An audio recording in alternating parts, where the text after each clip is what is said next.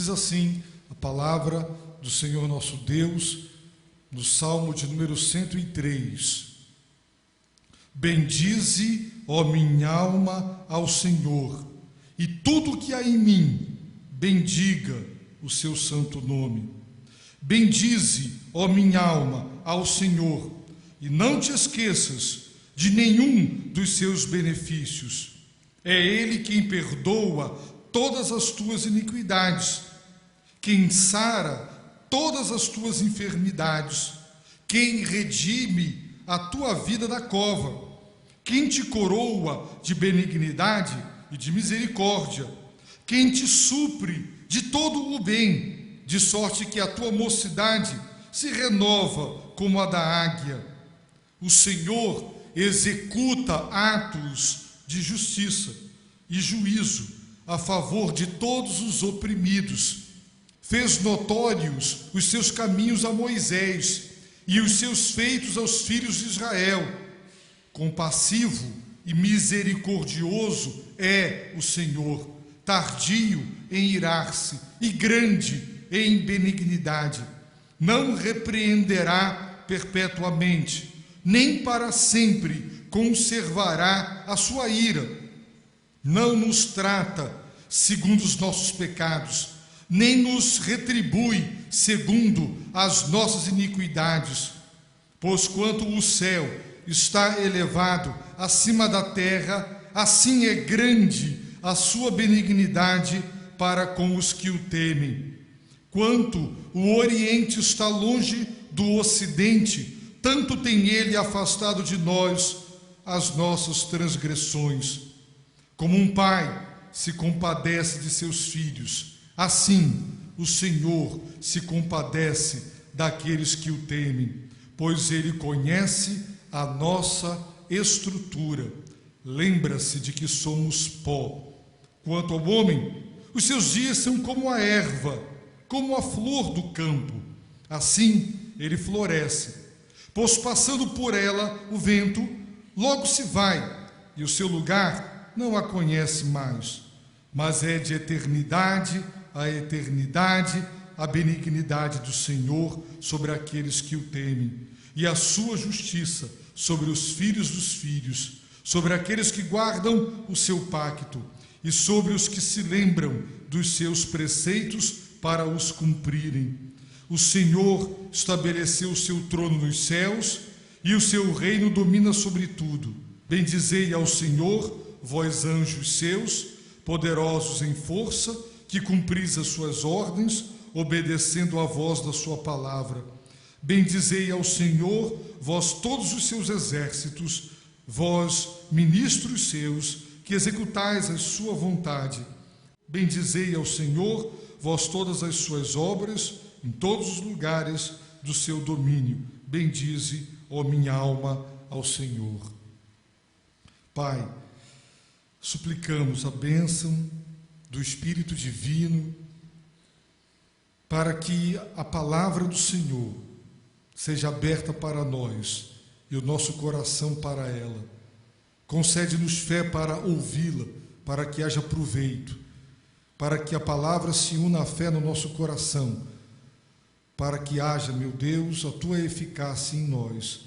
Rogamos-te em nome de Jesus. Amém.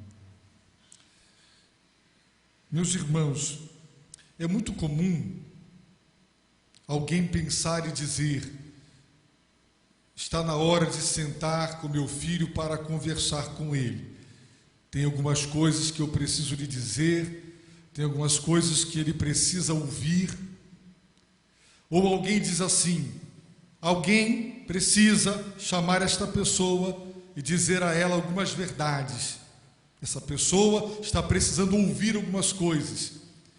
E muitas vezes fazemos isso com a esposa faz isso conosco, fazemos isso com os amigos, quando as pessoas chegam a um ponto de dizer: agora é hora de parar, é hora de falar e agora você vai ouvir. Você está precisando ouvir algumas verdades. O salmista, meus irmãos, ele resolveu bater um papo consigo mesmo. O salmista percebeu que ele precisava dizer a si mesmo algumas verdades. É porque nós não falamos conosco mesmos, é porque nós não nos dizemos algumas verdades que nós precisamos ouvir, que nós teremos que ouvir outros dizerem. Mas o salmista, ele está falando consigo mesmo. Ele não é louco, ele não está fora de si, mas ele está dizendo: minha alma, preste atenção ao que eu vou lhe dizer. Tudo que há em mim, todo o meu ser integral, meu corpo, minha alma, meu espírito, minha mente, minha vontade, todo o meu ser, tudo que há em mim, eu tenho algumas verdades para dirigir a você, ó minha alma. E a primeira delas é: bendize, ó minha alma. Tudo que há em mim, todo o meu ser integral, eu como sou totalmente, bendiga o seu santo nome. Bendizer a Deus, glorificar a Deus. O salmista está dizendo para si mesmo: louve a Deus, bendiga a Deus. Sabe por quê, meus irmãos? Porque muitas vezes nós nos encontramos, sabe como? Como murmuradores o tempo todo. Há pessoas que, quando abrem a boca, o fazem para reclamar, para lamentar, lamúria atrás de lamúria, murmuração atrás de murmuração. Há momentos que se torna um desprazer conversar com algumas pessoas, porque só sai dos lábios destas pessoas as coisas assim, dessa natureza. E o salmista está dizendo: minha alma, bendiga a Deus. Não importa exatamente o que esteja acontecendo comigo. Como eu tenho dito, dificilmente alguém aqui tem a vida do jeito que sonhou e quer. Se eu parar para perguntar a todo mundo: a sua vida é exatamente como você gostaria que fosse? Não.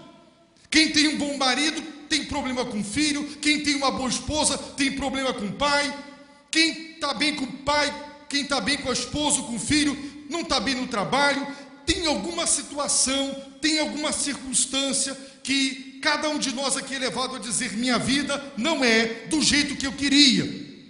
E então eu fico abatido, eu não tenho prazer de adorar, eu não tenho prazer de louvar. A igreja canta, eu estou cantando, olhando para o lado, não estou nem entendendo, nem sentindo que eu estou cantando.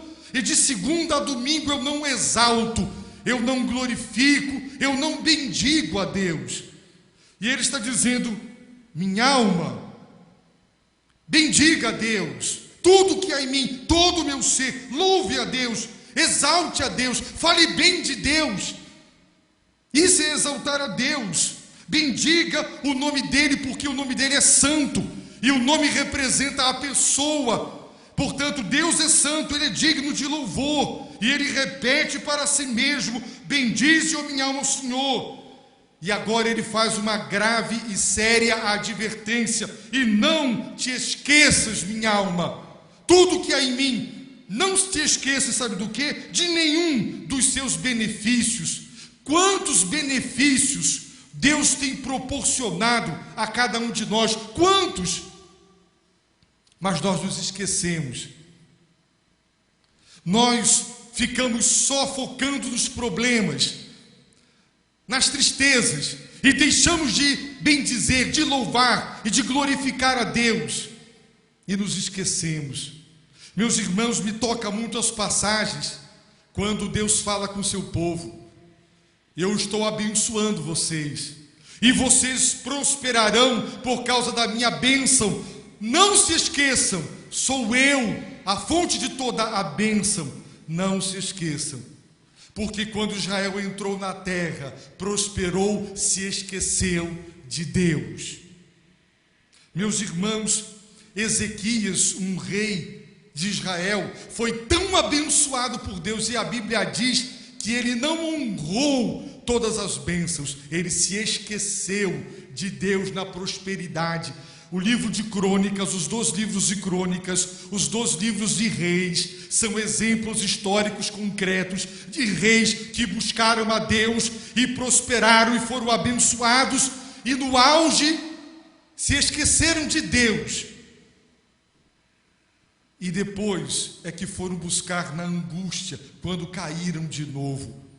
Nós somos assim, terríveis, ingratos, murmuradores, e o salmista está dizendo: minha alma, eu vou dizer umas verdades para você, você precisa ouvir o que eu tenho para te dizer, e eu quero dizer a mim mesmo: bendiga a Deus, tudo que há em mim, louve, bendiga, exalte a Deus, e não te esqueças de nenhum só dos muitos benefícios que Deus nos tem feito, e Ele elencou para nós vários dos muitos, não todos, benefícios que Deus nos faz.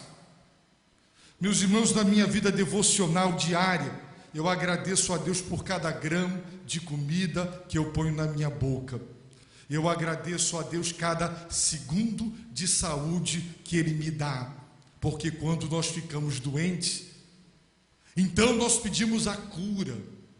Quando nos falta o alimento, nós então vamos reclamar.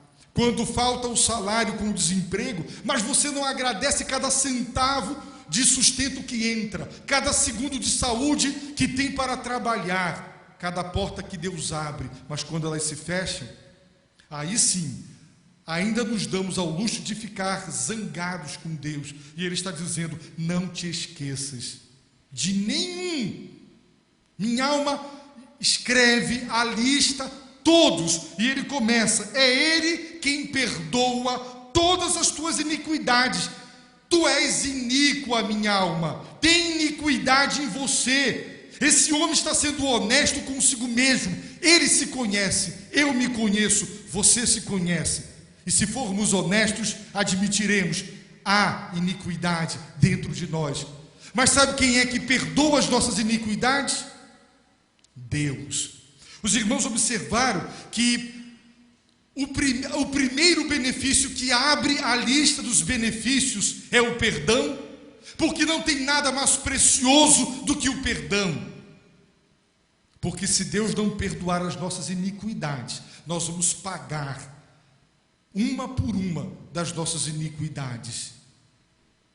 Tem gente que barateia e desvaloriza o perdão de Deus, mas quando alguém o ofende, então aquela pessoa não perdoa de jeito nenhum. Se nós pararmos para pensar o que o perdão é para nós, e como para nós é difícil perdoar, vamos admitir que quando alguém nos fere, e o nosso coração está ferido, como é difícil perdoar. Vocês sabem que é verdade, eu também sei que é. Como eu vou então baratear o perdão de Deus? Quem perdoa as nossas iniquidades é Deus. Quer benefício maior do que esse? As nossas iniquidades escondem o rosto de Deus de nós, nos afastam de Deus e podem nos levar para o fogo eterno, diz a Bíblia. E você não pode pagá-las, você não tem como, através de algum mérito ou por uma troca, superá-las. Só tem um jeito: perdão.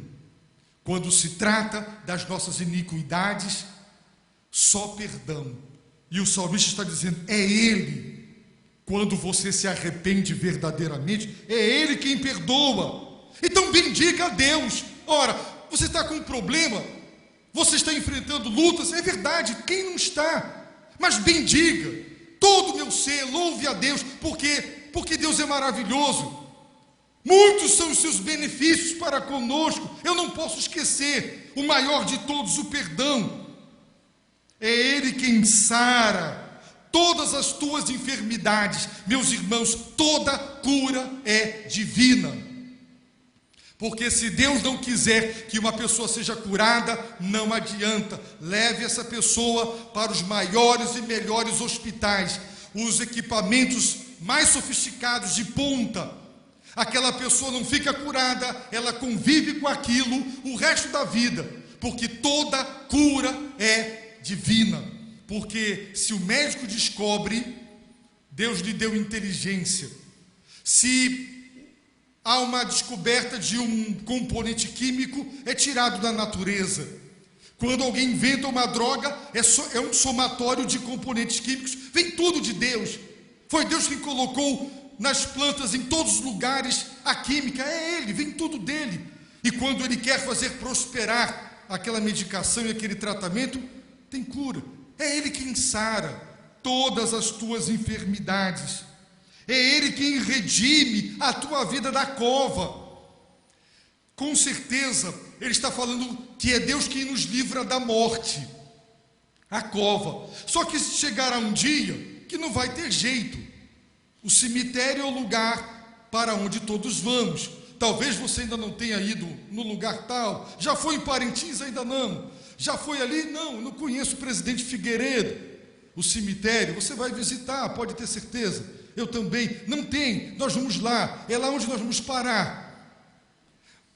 Mas um dia, quem é que nos livra da cova? É Deus. Só que chega um dia que a gente morre. Mas Jesus disse: quem crê em mim, ainda que morra, viverá. Então quem é que nos redime da morte? Quem é que nos livra do poder da morte? Cristo morreu e pela sua morte Ele derrotou aquele que tinha o poder da morte, o diabo. Observem. E aqueles que pelo medo da morte viviam sujeitos à escravidão, com medo da morte, mas Jesus é quem nos redime da cova, da morte eterna. Ele é o Salvador. Minha alma, oh minha alma, tudo que é em mim, Jorge Marx, louve a Deus, bendiga a Deus. Pare de murmurar, pare de reclamar, pare de lamúria. Não te esqueças de nenhum só dos muitos benefícios, perdão, cura, libertação da morte. É Ele quem te coroa de benignidade, de misericórdia. Ora, quem coroa está dando posse como rei. Deus nos trata como reis ao colocar sobre nós uma coroa, mas não é de ouro, é uma coroa de benignidade, é uma coroa, meus irmãos, de misericórdia. Porque se não forem as misericórdias e as benignidades do Senhor sobre a nossa vida, nenhum de nós, meus irmãos, permanecerá um dia sequer vivos, porque somos pecadores. É Ele quem nos coroa assim. Verso 5: quem te supre de todo bem, de sorte que a tua mocidade se renova como a da águia. Suprir. Deus é o grande provedor e Ele nos supre de todo o bem. Deus não existe para satisfazer os meus caprichos, minhas vaidades, atender às minhas vaidades. Deus sabe o que eu preciso e Ele me supre de todo o bem. Tudo que for bom para mim, Deus supre, Deus não deixa faltar. A águia sempre foi símbolo, meus irmãos, da força e da juventude. Portanto, a mocidade se renova como a da águia, ou seja, Deus sempre nos mantém jovens e fortes apesar da idade avançada. Eu estava na academia me exercitando e uma senhora, uma mulher conversando com outra: eu odeio a velhice, eu não quero envelhecer. E já viu, né? Botox daqui, botox de lá, e a pessoa está com a cara toda inchada de tanta injeção que toma para esticar, não quer envelhecer, não quer os sinais do envelhecimento. Mas, meus irmãos, o Senhor, quando nos supre de todo o bem, a nossa mocidade se renova como a da águia. Deus nos mantém jovens, joviais, alegres, e nós não nos tornamos escravos da aparência, dessa idolatria do corpo, da vaidade, porque nós sabemos o que tem valor, e Deus nos supre de todo bem. Fez notório os seus caminhos a Moisés, e os seus feitos aos filhos de Israel. Deus revela. Deus é o Deus da revelação. Os caminhos de Deus não foram encobertos a Moisés. Deus compartilhou com Moisés os seus caminhos, os seus planos. Mas o Deus do Antigo Testamento, compassivo, misericordioso, é o Senhor. Querem uma prova? Ele é tardio para irar-se. Enquanto você e eu, por qualquer motivo, explodimos, e depois bate aquele arrependimento, gente, uma palavra me detonou. Você está dirigindo o trânsito, acontece alguma coisa, e você tem um acesso de ira, de cólera, e você já sai com 1000 palavras. Deus é tardio, é lento para irar-se. A leitura do Velho Testamento mostra que durante décadas Deus mandou seus profetas ao seu povo para convidá-los ao arrependimento. E somente após décadas de convocação é que Deus pesou a sua mão sobre o seu povo.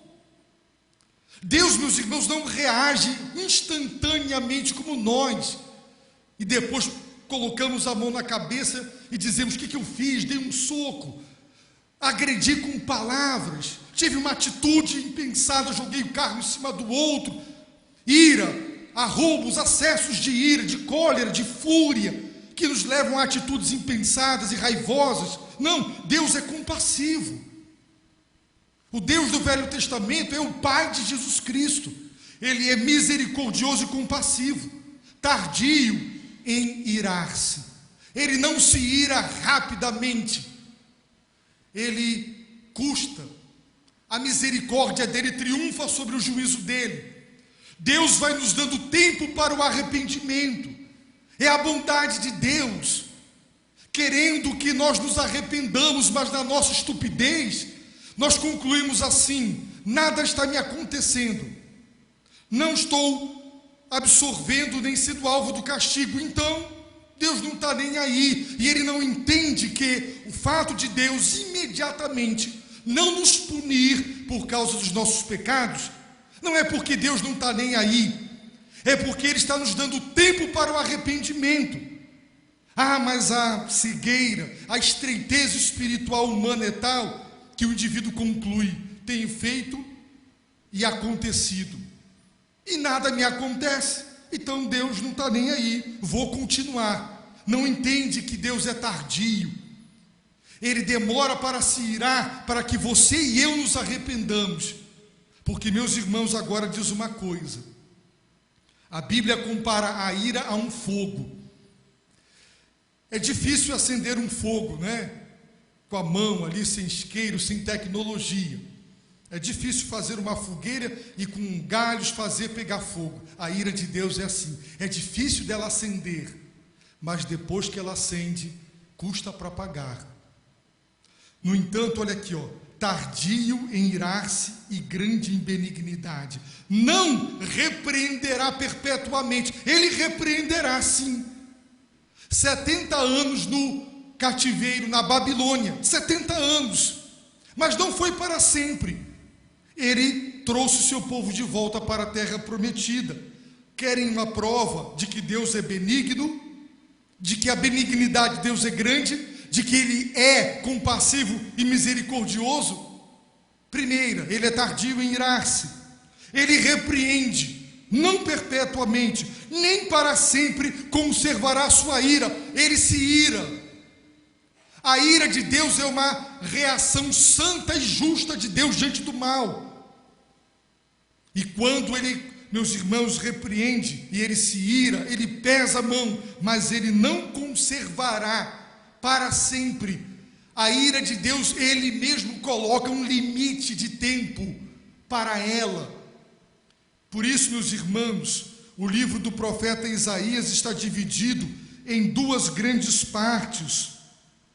Na segunda parte, que começa no capítulo 40, Deus manda dizer: consolai, consolai o meu povo, diz o vosso Deus, falai benignamente a Jerusalém, e bradai-lhe que a sua malícia é acabada, que a sua iniquidade está expiada, e que já recebeu em dobro da mão do Senhor por todos os seus pecados.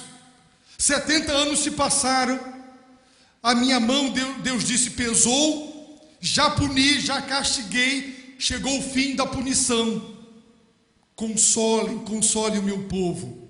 Agora eu vou mandar o meu ungido, Ciro, e ele vai decretar que todo Israel vai voltar para Jerusalém. E foi o que aconteceu. Então, meus irmãos, bendiga, ó minha alma, ao Senhor. Bendize, louve a Deus, tudo que há em mim bendiga. Ele perdoa, Ele cura, Ele sara, Ele supre, Ele executa atos de justiça.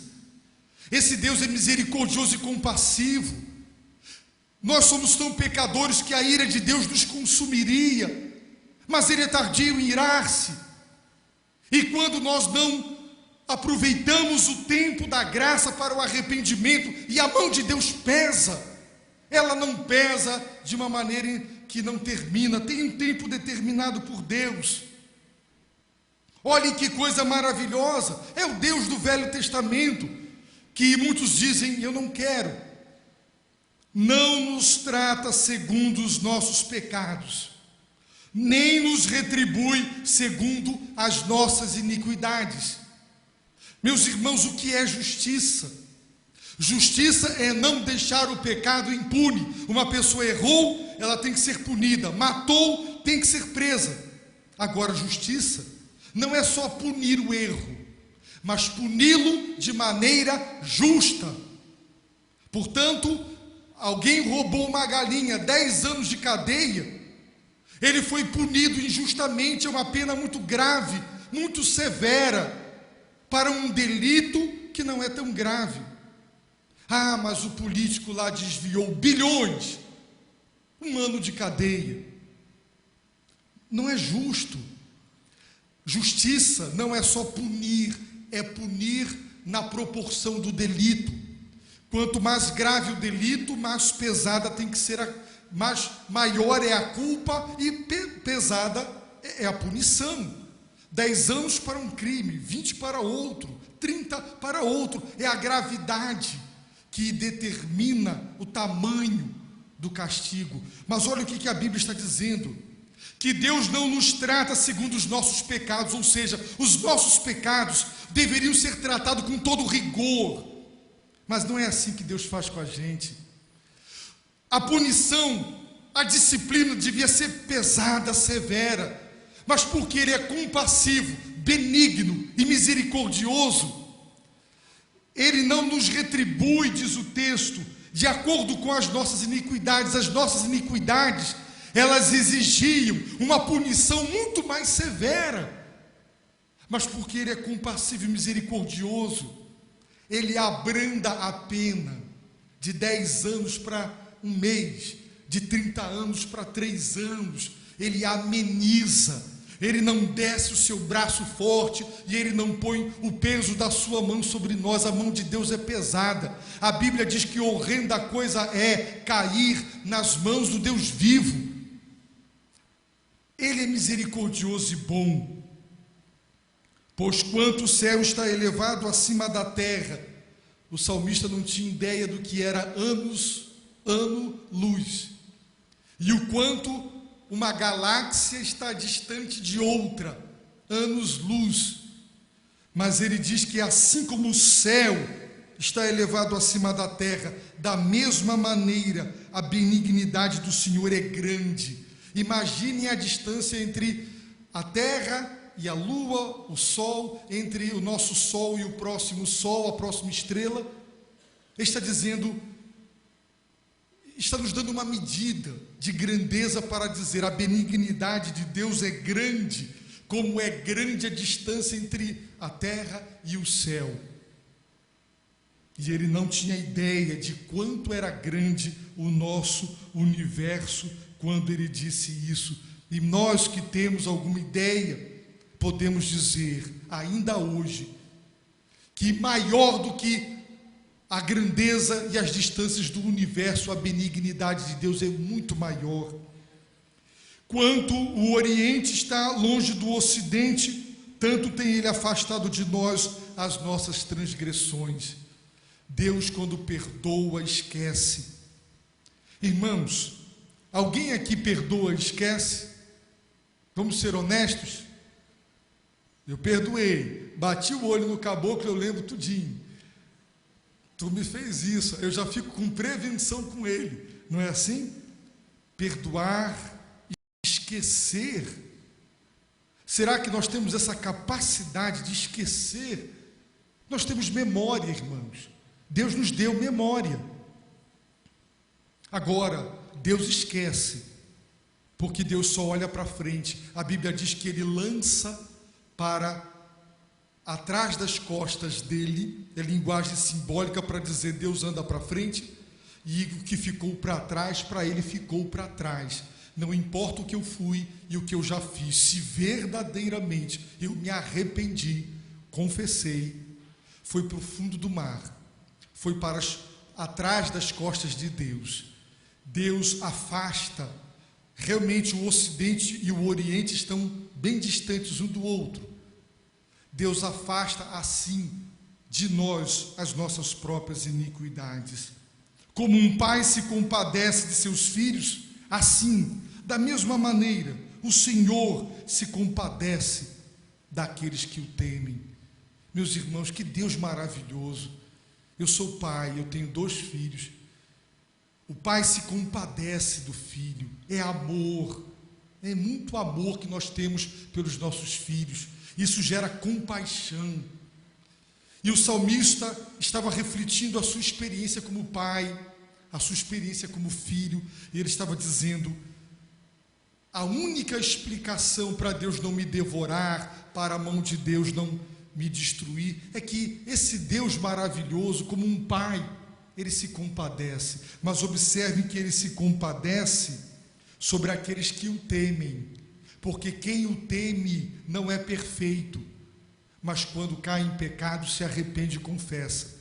Aqui a Bíblia não está exaltando o pecado, dizendo: olha, Deus é misericordioso, compassivo e benigno, portanto caia no pecado, caia na gandaia, manda ver, porque sempre você será perdoado. Não, aqui está dizendo que a ira dele não permanece para sempre, mas ela permanece, ela se manifesta, que ele não manterá, não conservará a sua ira para sempre, mas ela se revela.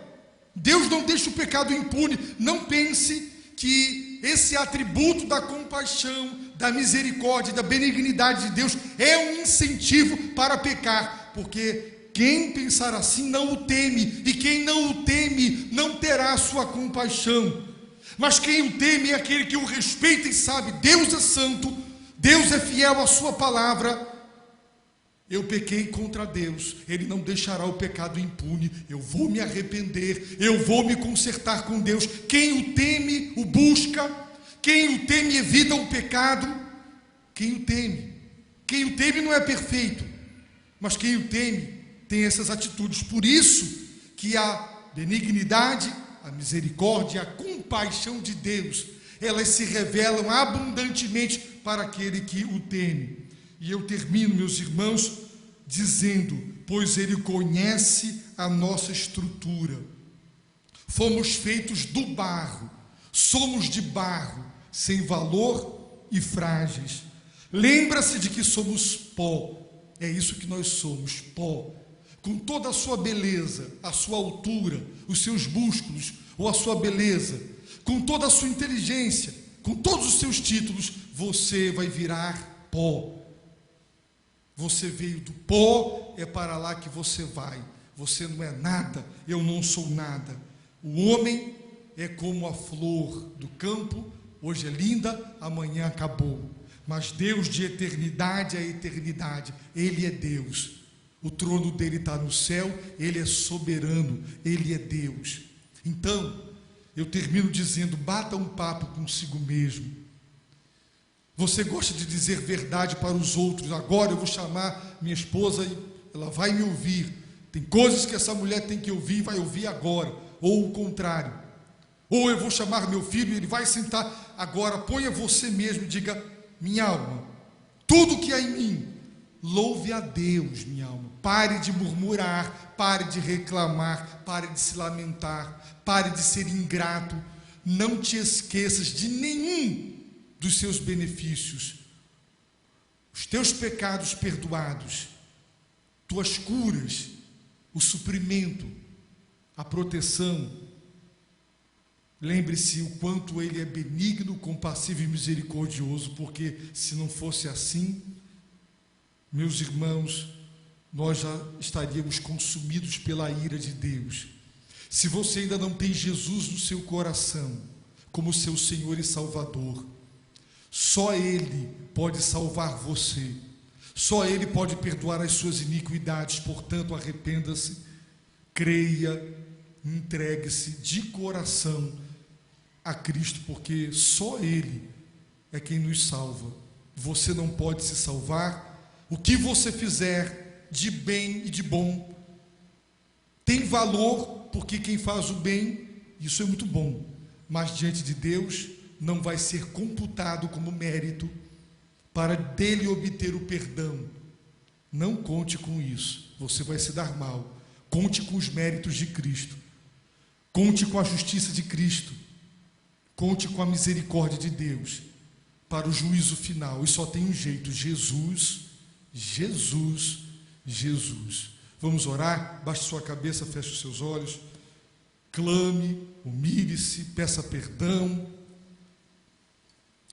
agradeça. Se você tem sido um murmurador, um lamentador, um reclamador, uma goteira enjoada, que as pessoas que convivem com você já estão chateados de ouvir tanta lamúria, agradeça a Deus, bendiga, amanheça bendizendo, louvando a Deus. Lembre-se de todos os benefícios e cada vez que você se lembrar de um benefício, louve. Ao lembrar de mais um benefício, glorifique, exalte, dirija louvando, ande cantando, bendiga todo o tempo todo. O Senhor é digno, o Senhor é maravilhoso. Oremos.